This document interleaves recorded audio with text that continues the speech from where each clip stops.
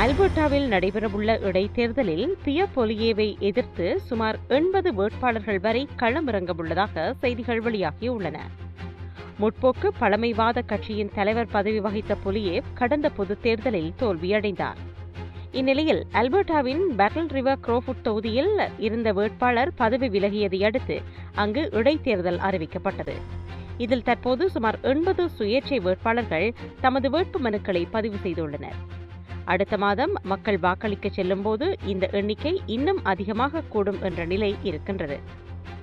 மத்திய அல்பர்டா சஸ்கெச்சுவான் எல்லையில் இருந்து மாகாணத்தின் தெற்கு வரை நீண்டுள்ள பகுதிகளில் வசிப்பவர்கள் ஆகஸ்ட் 18 அன்று நடைபெறும் நாடாளுமன்ற இடைத்தேர்தலில் வாக்களிப்பார்கள்.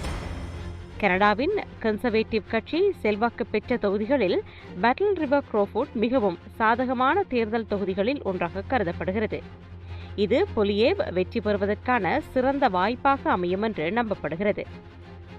வேட்பாளர்கள் வேட்புமனுவை வரும் ஜூலை 28ஆம் தேதி வரை தாக்கல் செய்ய முடியும். இதன் அடிப்படையில் வேட்பாளர்களின் முழுமையான பட்டியல் ஜூலை 30 அன்று வெளியாகும் என்று எதிர்பார்க்கப்படுகிறது.